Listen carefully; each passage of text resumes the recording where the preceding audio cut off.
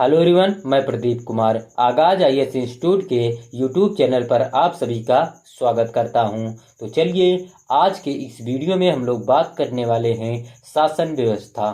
शासन व्यवस्था से रिलेटेड यूपीएससी के प्रीलिम्स और मेंस के लिए आज के जितने भी मोस्ट इम्पॉर्टेंट टॉपिक है हम आप लोगों के लिए लेकर आए हैं। तो चलिए देखते हैं। तो देखिए, प्रीलिम्स के लिए जो टॉपिक है वो है धार्मिक अल्पसंख्यकों से संबंधित संवैधानिक प्रावधान, संचार समिति की रिपोर्ट, नया सवेरा नई उड़ान। और मेंस के लिए जो टॉपिक है वो धार्मिक अल्पसंख्यकों से संबंधित प्रमुख चुनौतियां, अल्पसंख्यकों के शैक्षिक सशक्तिकरण के लिए कल्याणकारी योजनाएं। तो चलिए हम यूपीएससी के प्रीलिम्स और मेंस के इन सभी टॉपिक के बारे में पूरे विस्तार से चर्चा करते हैं। तो देखिए चर्चा में क्यों है, आइए समझते हैं। हाल ही में भारत में धार्मिक अल्पसंख्यकों के शैक्षिक सशक्तिकरण योजनाओं की स्थिति को लेकर चर्चाएं शुरू हो गई है। इन कार्यक्रमों को देश में विभिन्न धार्मिक समुदायों के बीच शैक्षिक अंतर को कम करने और समावेशित को बढ़ावा देने के लिए अभिकल्पित किया गया था।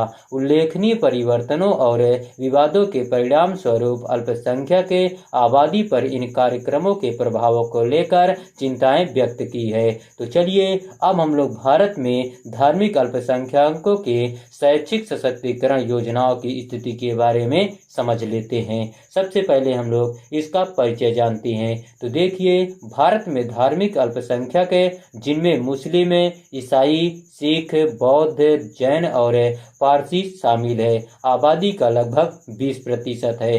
वर्ष 2006 में जारी संचार समिति की रिपोर्ट ने इन असमानताओं को उजागर किया, जिसमें स्पष्ट किया गया है कि मुसलमान विकास संकेतकों में कई अन्य समूहों से पीछे हैं। इन असमानताओं को दूर करने के लिए भारत सरकार ने वर्ष 2006 में शैक्षिक सशक्तिकरण, आर्थिक विकास, बुनियादी ढांचे में सुधार तथा धार्मिक अल्पसंख्यकों की विशेष जरूरतों के लिए अल्पसंख्यक कार्य मंत्रालय की स्थापना की। सरकार द्वारा किए जाने वाले प्रयासों से अल्पसंख्यक छात्रों के लिए छात्रवृत्ति एक महत्वपूर्ण घटक रही, जिसका उद्देश्य वित्तीय सहायता तथा गुणवत्तापूर्ण शिक्षा तक पहुँच सुनिश्चित करना है। अल्पसंख्यकों के शैक्षिक सशक्तिकरण के लिए कल्याण योजनाओं की वर्तमान स्थिति। प्री मैट्रिक छात्रवृत्ति योजना भारत में यह कक्षा 1 से 10 तक के अल्पसंख्यक छात्रों को प्रदान की गई, बाद में कक्षा 1 से 8 के लिए बंद कर दी गई। इसके संशोधित रूप से केवल कक्षा 9 और 10 को शामिल किया गया। छात्रवृत्ति बंद करते समय सरकार ने कहा कि शिक्षा का अधिकार अधिनियम आरटीई अधिनियम सभी छात्रों के लिए कक्षा 8 तक अनिवार्य शिक्षा का प्रावधान करता है। पोस्ट मैट्रिक छात्रवृत्ति योजना वर्ष 2023-24 में कक्षा 11 और उससे ऊपर पीएचडी तक के छात्रों के लिए फंड 515 करोड़ रुपए से बढ़कर 1065 करोड़ रुपए हो गया।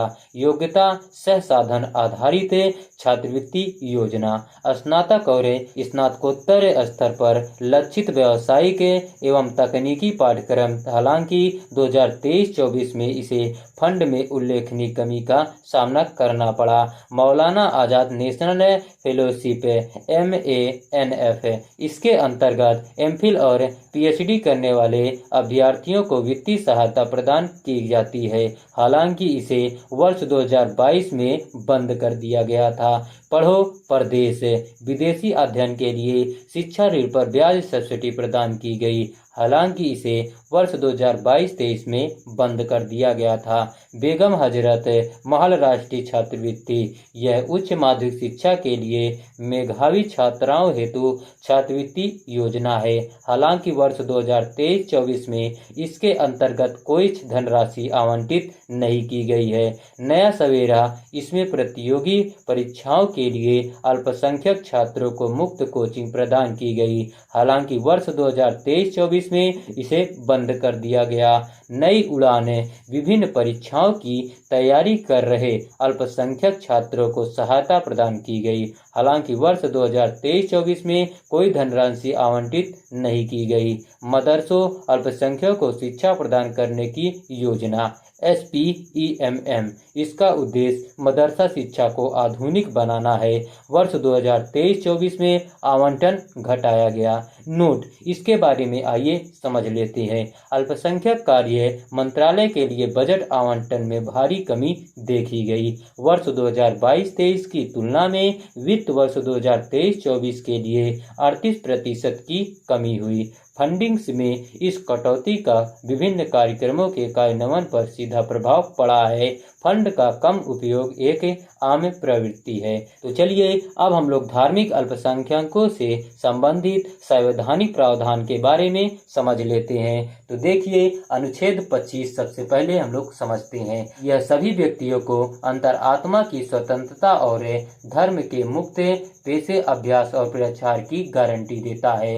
अनुच्छेद 26 के बारे में आइए देखते हैं। यह प्रत्येक धार्मिक संप्रदाय या उसके अनुभाग को धार्मिक और धर्मार्थ उद्देश्यों के लिए संस्थानों की स्थापना एवं रखरखाव करने तथा धर्म के मामलों में अपने स्वयं के मामलों का प्रबंधन करने का अधिकार देता है। अनुच्छेद 29 है। इसमें प्रावधान है कि भारत के किसी भी हिस्से में रहने वाले नागरिकों के किसी भी वर्ग की अपनी विशिष्ट भाषा, लिपि या संस्कृति है, उसे संरक्षित करने का अधिकार होगा। अनुच्छेद 30 है। इस अनुच्छेद के तहत सभी अल्पसंख्यकों को अपनी पसंद के शैक्षणिक संस्थानों की स्थापना और प्रशासन करने का अधिकार होगा। नोट, इसके बारे में आइए समझते हैं। भारतीय संविधान में अल्पसंख्यक शब्द को परिभाषित नहीं किया गया है। हालांकि संविधान केवल धार्मिक और भाषाई अल्पसंख्यकों को मान्यता देता है। तो चलिए अब हम लोग समझ लेते हैं धार्मिक अल्पसंख्यकों से संबंधित अन्य प्रमुख चुनौतियां क्या है। आइए देखते हैं। सबसे पहले है सांप्रदायिक हिंसा। एक प्रमुख चुनौती सांप्रदायिक हिंसा की घटनाएं हैं, जहां धार्मिक आधार पर संघर्ष की स्थिति उत्पन्न हो जाती है। इन घटनाओं के परिणाम स्वरूप जीवन की हानि, संपत्ति की क्षति तथा अल्पसंख्यक समुदायों का विस्थापन होता है। यह चुनौती राजनीतिक हेरफेर, आर्थिक असमानता तथा ऐतिहासिक तनाव जैसे कारकों में निहित है, जिनकी सावधानी पूर्वक जांच की आवश्यकता है।